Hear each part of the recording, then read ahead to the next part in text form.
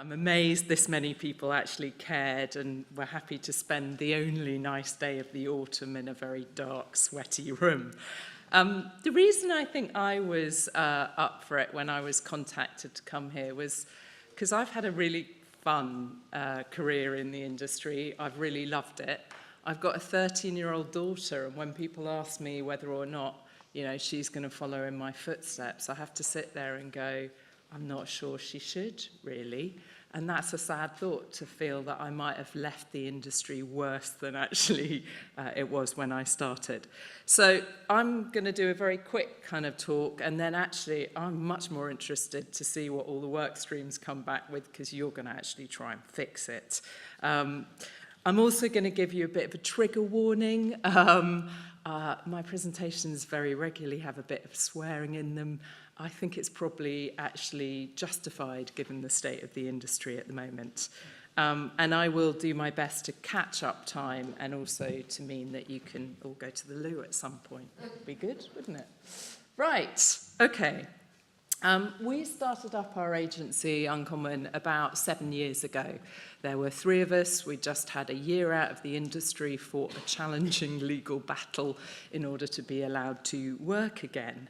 And we have always had this up at the beginning of our presentations and up around the walls in our agency. It's a quote from Arthur Miller's Death of a Salesman. And in it he says, I'm not interested in stories about the past or any crap of that kind, because the woods are burning, you understand, there's a big blaze going on all around. And in it he uses to rouse the troops and to get people to think about change.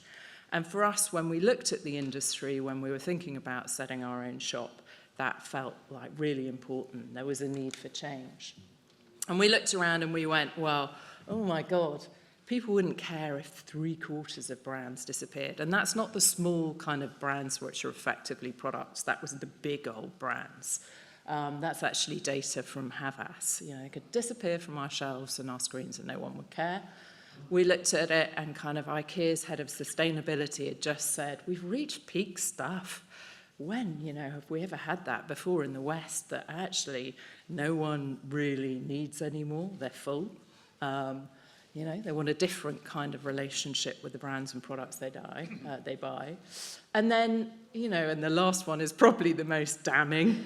People are spending really good money in the form of subscriptions and all the rest of it to actually avoid what our industry spends our lives making. That's a pretty kind of salutary lesson, and really makes us think we've got to do some different stuff. I look at it today, 7 years down the line, and I think it's only got even worse. There's a lot been written about the age of average and the way algorithms are flattening out our culture, and everything is starting to feel the same. It's true in cars, it's true in buildings and architecture. It's really interesting. We've done a lot of work with Thomas Heatherwick on his Humanize campaign, and they face a lot of the same challenges we do, where developers just want to do the cheapest thing, and they don't care about the quality and craft and humanity. So it's interesting, it's not just our sector. It's true when you look at coffee shops or offices, they're all the same around the world. And it's true when you look at brand logos, they all started to feel very, very similar. And I think it's particularly true when you look at digital advertising. A lot of it all just starts to feel the same. I think it's pretty fair to say we've reached what you might call an epidemic of junk ads. I think part of it is there's lower barriers to entry, and I think a lot of clients are happier with just what I call a spray and pray approach to advertising. Shove it up and you don't really care, you're going to get some kind of a return. So it does feel like it's time we might want to clean house. Back to, I think, the stage really where fast food companies were in the era of Super Size Me.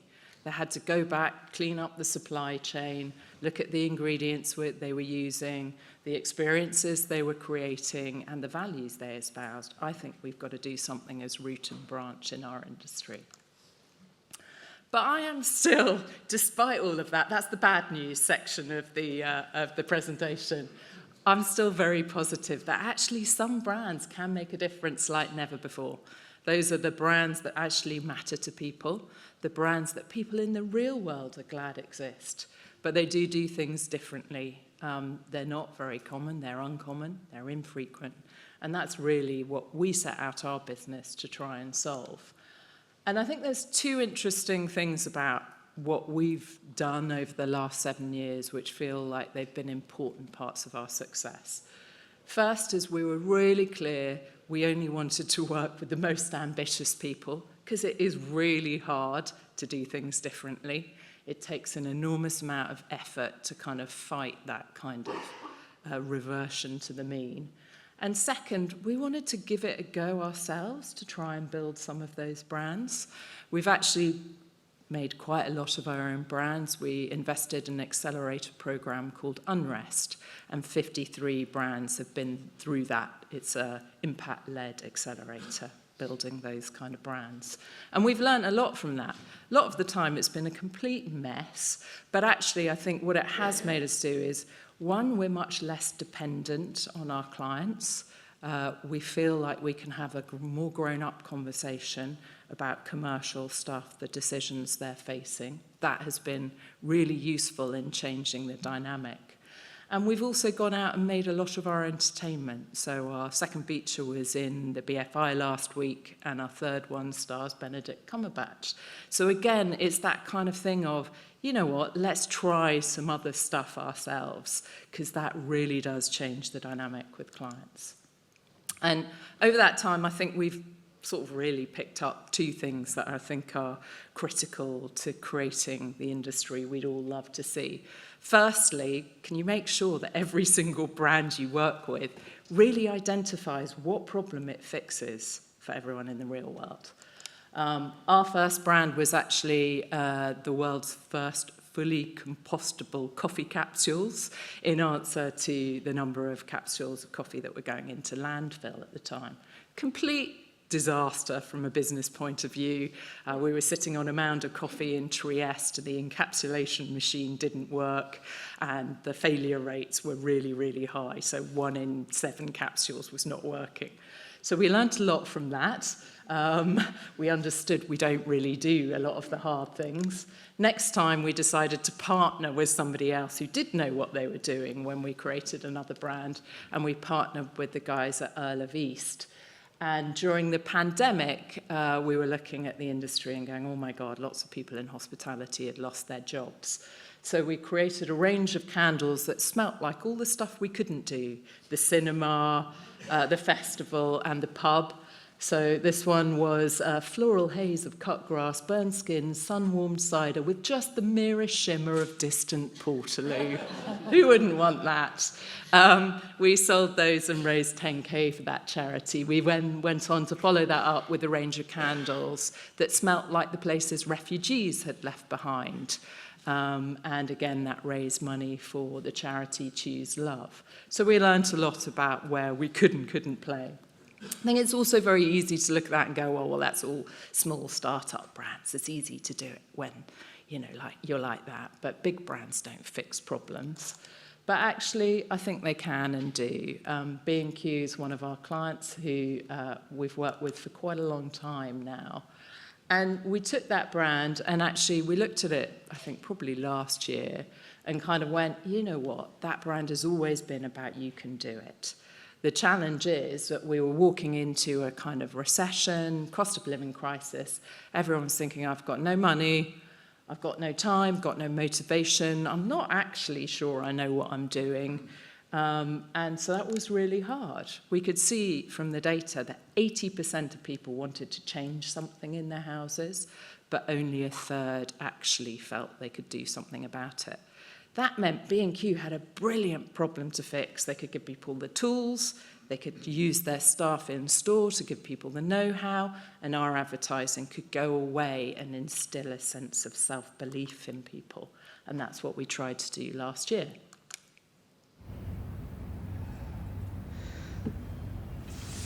You can't, said the voice.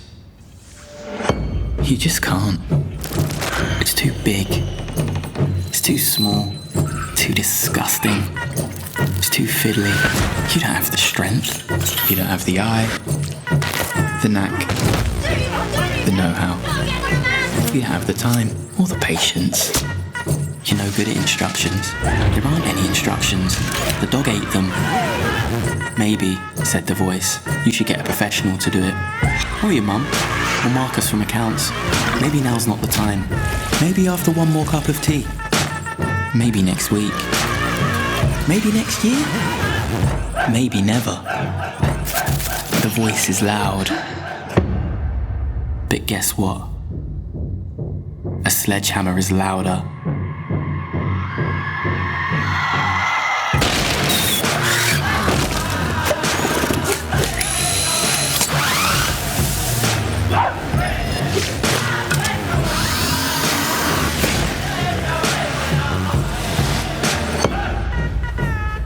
You can do it when you're being cute. So I love that idea that change isn't scary when you've got a sledgehammer in your hand. I think maybe we could do with that as an industry. And again, I think we've followed that through really simply in our print work. Importantly, what we're always trying to do is to sell hard, but ideally also have something that people might want to frame and put up in their house. That's always a lovely test. So we always talk about this, what problem are we trying to fix? I love this quote from Daniel Ek from Spotify.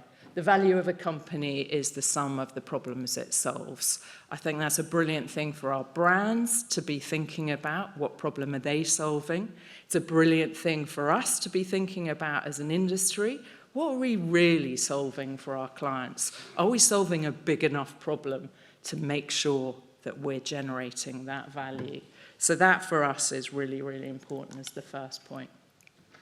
Second point that we're always looking for is how do we make those brands famous? No great surprises here, but again, there's been all this terrible work with frightening statistics about just how dull most of what our industry produces is. System 1 saying 48% of people feel nothing, literally nothing, when they look at advertising.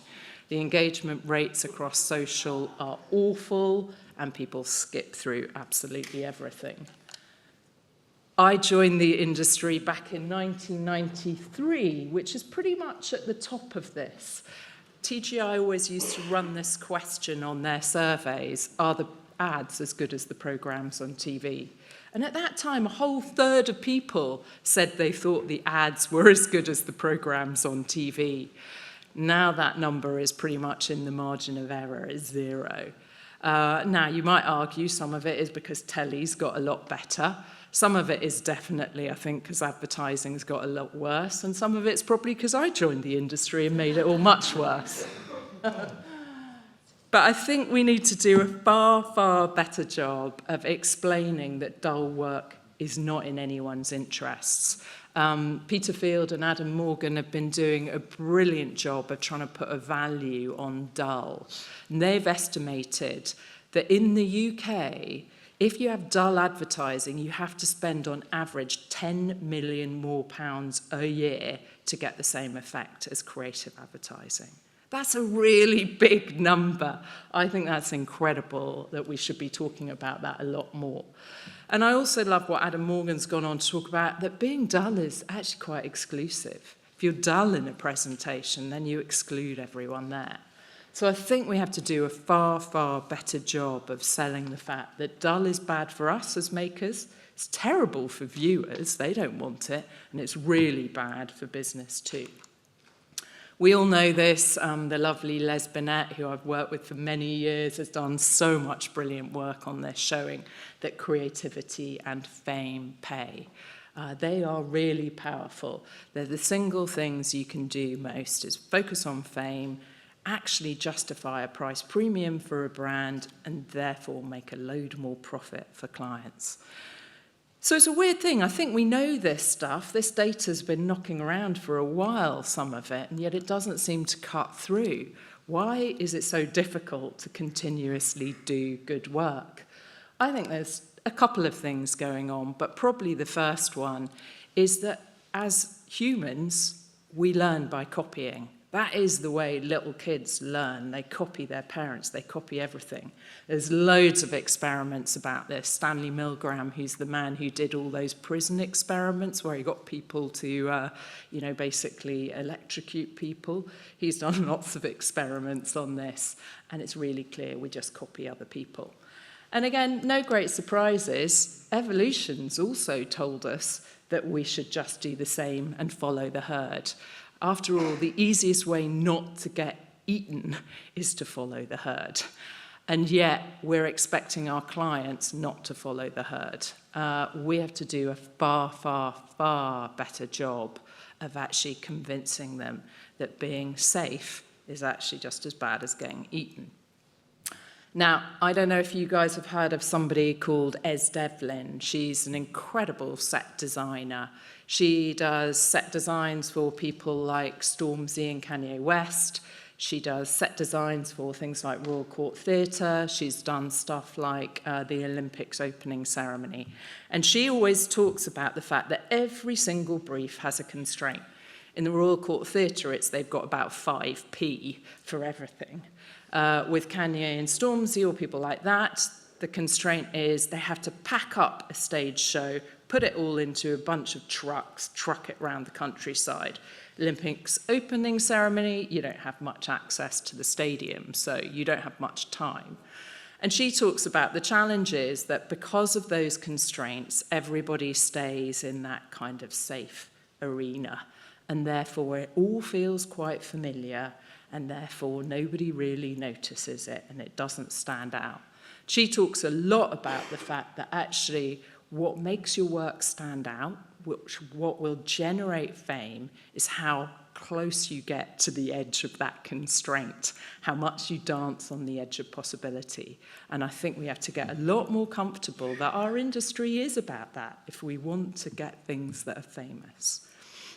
It feels that that's very much something a lot of our work has danced on over the years. This was our first bit of work for OVO Energy. I'm just going to play it.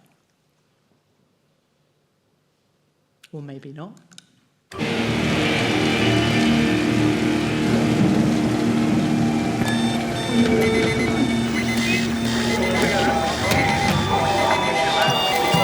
It's a lie. It doesn't exist. I do not believe in climate change. Global warming is not happening. There is no such thing as climate change. Severe weather warnings for the UK. Where is your evidence of global warming? They are pulling out of the historic agreement.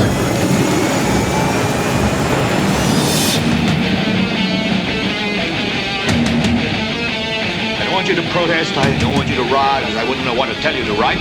All I know is that first, you've got to get mad. I want you to get up now. I want all of you to get up out of your chairs. Go to the window, open it, and stick your head out and yell, I'm as mad as hell, and I'm not going to take this anymore! So, I mean, for starters, we used thrash metal, a song called Raining Blood. We were talking about climate change deniers, and we persuaded an energy company just to focus on their renewable tariff.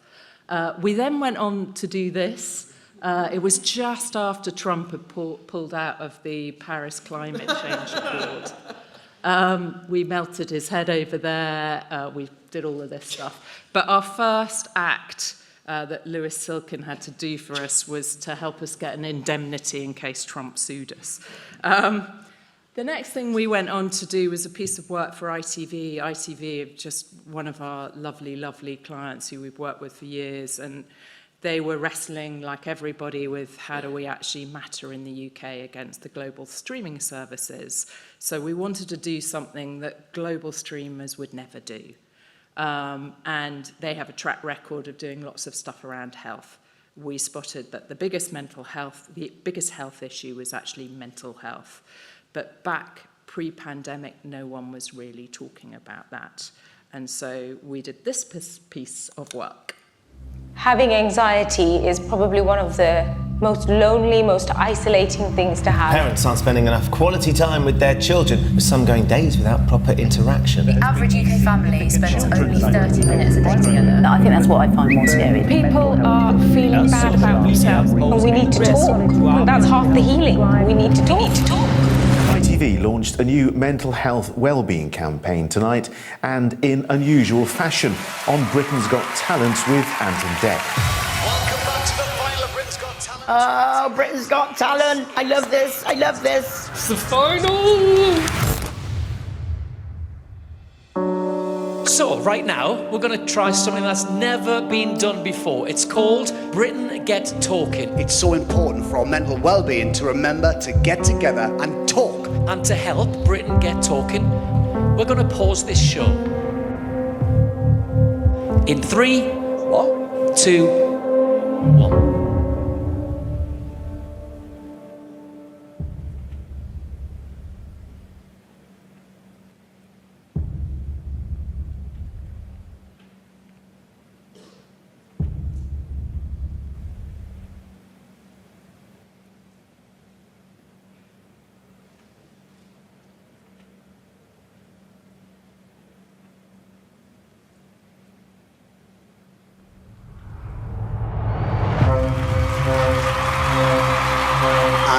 We're back. Wasn't hard, was it? Wasn't that hard? So, tune back into the story in your world. Maybe it does you good to say things. There's a lot of the time you don't, do you? Anxiety and depression in children Has risen by 48%. Since 2004. But talking together and listening Can build our mental wellness. This is all part of ITV's new mental wellness campaign, Britain Get Talking. There is no harm in telling someone how you're feeling. Talking can make the biggest difference.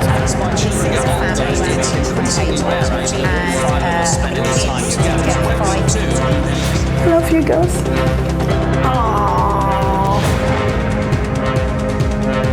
I'm Amanda Holden, and I want to stop and take a few seconds to talk to you about mental health. I think the answer is half an hour having a really important conversation with your kids. And I'm backing ITV's Britain Get Talking. Britain Get Talking. Get Talking.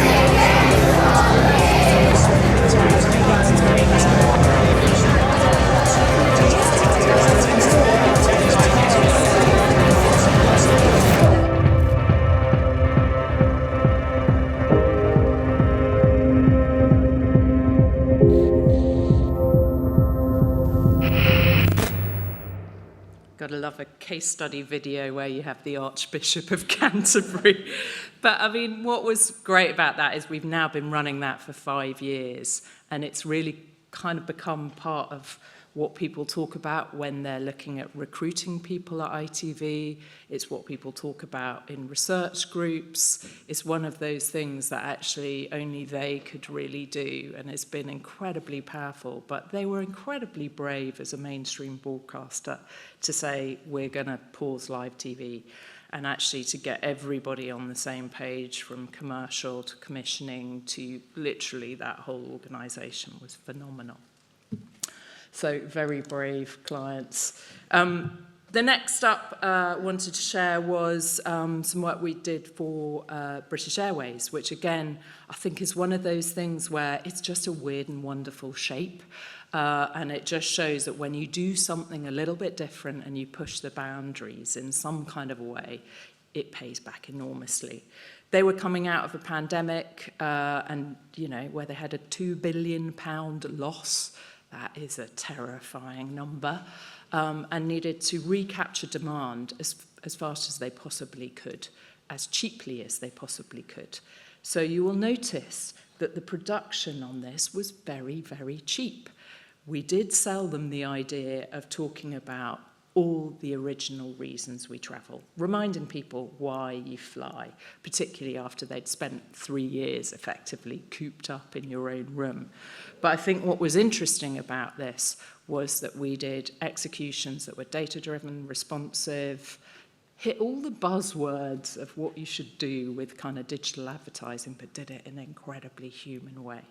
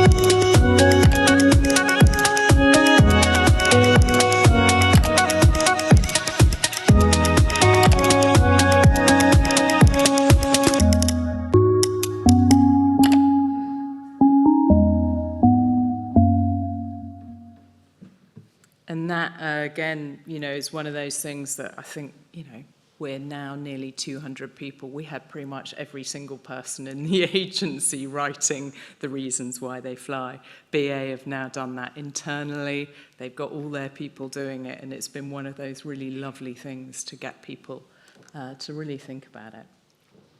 But I guess two things, you know, my job often I see is the removal of fear when you're going to a client going, we want to do 500 executions, every single one different. We want to pause live TV. You absolutely have to bring people on the journey with you. You have to do your research. You have to have all of those things in place to make people feel comfortable about it. And then you have to balance that with being able to paint that vision of surely there is a better way. Surely we can do something which can make this brand sing and get people excited about it. So it is about that balance of hope and reassurance. So those two things, how can we make sure our brands fix a problem for people? How can we do something famous by really dancing on the edge of what's possible? That's what we need to do more of. So I've got 5, I guess, prescriptions or provocations, which maybe we should all think about.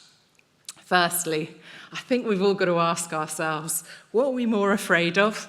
Change, or what will happen if we don't change? Because I think the future could look quite bleak if we don't change things. Second up, and I say this as somebody who does now have to sit in lots of financial proposal and fee negotiation meetings, can we please stop just selling capability and remind people of what creativity can create? Because it is one of those things, it's the only thing, in fact, that can actually create something out of nothing and really can turn around some of our clients' fortunes. We've got to remember that and be proud of that and sell that value. Another one, I studied history at university and always loved the story of the Spanish Armada, where we were massively outgunned and there really wasn't much hope, so they decided to turn a load of ships into fire ships, and that's how we defeated the Spanish Armada. We felt this when we first started. We had nothing to lose. We were right at our most creative then. I think as an industry, we haven't got a lot to lose, so we should be more creative in our approaches, which I hope will be this afternoon. Sorry, the swearing will continue. I think possibly the most important thing we've learned over the last 4 years is the power of no. We are all in with our clients when they're all in with us. And it does mean that you've got to have clients who absolutely share your values, who really believe in the same stuff you do. And it has never, ever not served us well to part company with clients or to say no when we don't think there is a good fit between us. But the industry generally doesn't do that. It's pretty scary as well. So that's that one, and then this one. I think we have to use the hate that exists in our industry a lot of the time as a real source of energy. So this one is close to our hearts as well. We always have this up on our wall too. So final thing, I think we should be writing the briefs that you wish you could actually steal, not just the ones you get.